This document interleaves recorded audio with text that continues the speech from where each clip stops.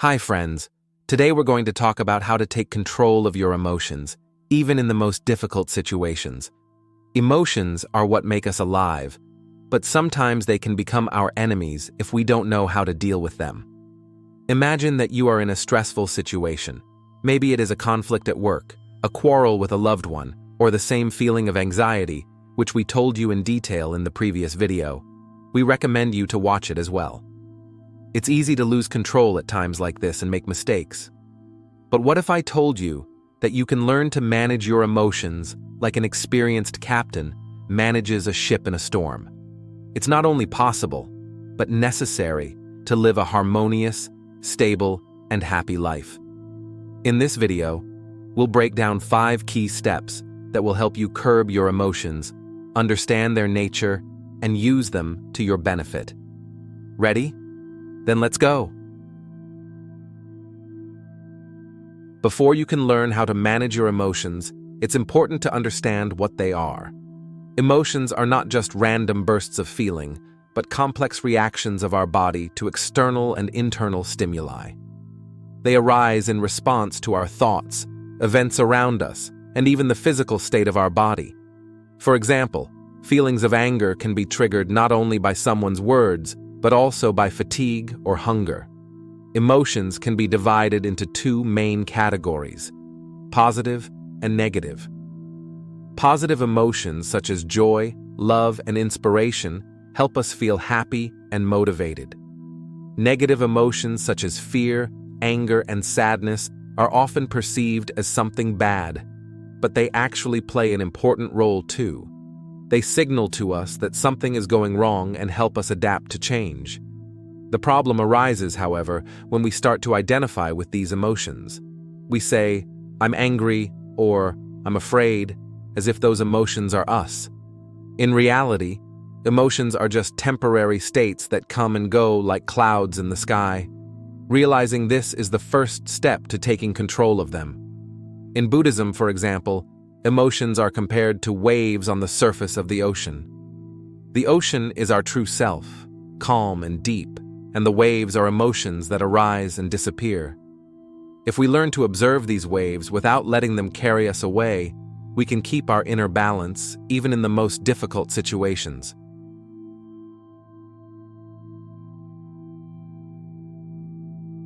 Mindfulness is the ability to be here and now, to be fully present in the present moment.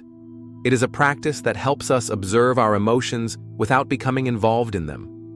When we are aware, we can notice how emotions arise, develop, and disappear without letting them take over us. The same applies regarding anxiety and intrusive thoughts. One of the easiest ways to develop mindfulness is through meditation. Meditation requires no special skills or equipment. All you need is a few minutes of silence and attention to your breathing.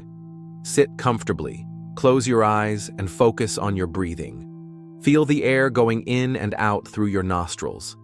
If thoughts or emotions come into your mind, just observe them without trying to change or suppress them. Gradually, you will notice that emotions lose their power when you stop fighting them. Mindfulness can also be practiced in everyday life.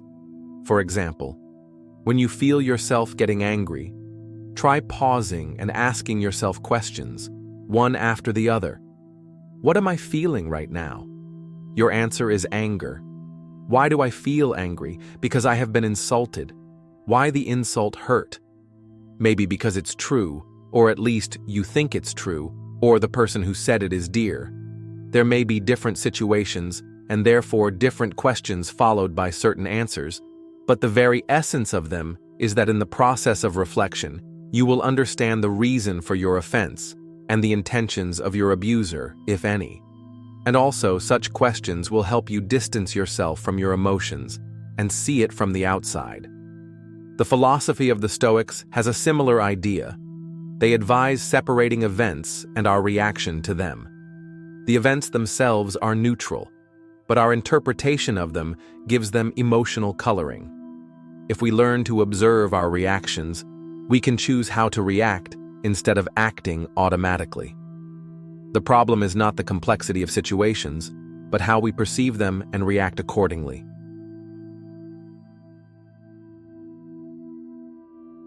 Sometimes emotions are so strong that we need to get control of ourselves quickly. For these situations, there are simple but effective techniques that can help you calm down in minutes. First, breathing exercises. Deep breathing is one of the fastest ways to reduce stress levels. Try the 4-7-8 technique. Inhale through your nose for 4 seconds, hold your breath for 7 seconds, and slowly exhale through your mouth for 8 seconds. Repeat this a few times, and you will feel the tension go away. Second, physical activity. When emotions are overwhelming, physical activity can be a great outlet. Even a short walk or a few minutes of exercise can help you blow off steam and shift your focus. 3. The anchoring technique. This technique from neuro-linguistic programming, NLP, helps you quickly change your emotional state. Recall a moment when you felt calm and confident.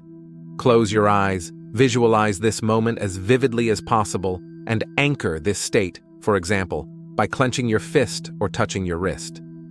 When you feel the emotions begin to overwhelm you, use this anchor to return to a calm state. Fourth, detachment. If the situation allows, simply step out of the situation for a few minutes. Give yourself time to cool down and think before reacting.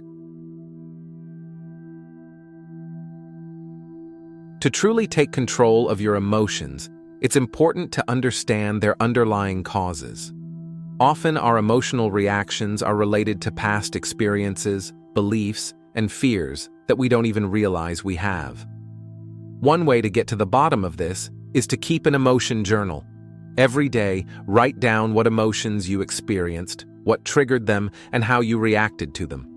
Over time, you will begin to notice patterns and understand what triggers your emotional reactions. Another useful tool is to work with your internal beliefs. For example, if you often feel anxious, ask yourself, what's the worst that could happen? How likely is it to happen? How can I cope if it happens? Such questions help you dispel irrational fears and look at the situation more objectively. In Buddhism, there is a practice called metta, the meditation of loving kindness. It helps you develop compassion for yourself and others, which in turn reduces negative emotions. Try taking a few minutes each day to wish happiness for yourself, your loved ones, and even those who cause you negative emotions. Emotions are not only something to control, but they are also a powerful source of energy.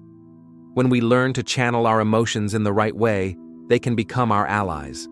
For example, anger can be destructive if we let it control us. But if we use it as motivation for change, it can become a powerful driver. The same goes for fear. Instead of letting it paralyze us, we can use it as a signal to prepare ourselves and act more consciously. One way to turn emotions into power is through goal setting. When you feel emotions starting to overwhelm you, ask yourself, what can I do right now to improve the situation? How can I use this energy to accomplish my goals? Another important aspect is gratitude. Practicing gratitude helps shift your focus from negative emotions to positive ones. Each day, write down 3 things you are grateful for. It can be something big, like support from loved ones, or something small, like a delicious dinner.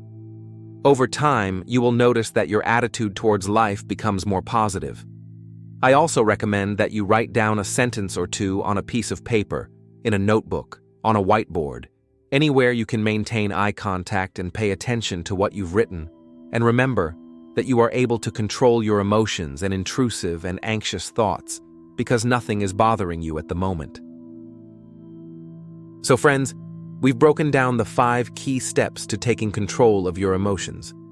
Remember that emotions are not our enemies, but part of our nature. They can be our teachers if we learn to understand and use them. Awareness, techniques for calming down, working with root causes, and turning emotions into strength are all tools to help you become the master of your life. Don't expect everything to work right away. Managing your emotions is a skill that takes time and practice. But every small step you take will bring you closer to harmony and happiness. Remember that you are the captain of your ship, and even in the strongest storm, you can find your way to calm. Thank you for being with me today. If you enjoyed this video, don't forget to give it a like, subscribe to the channel, and share this video with your friends. See you in the next videos, where we will continue to explore the paths to a better version of ourselves. Good luck to you, and remember, you are stronger than you think.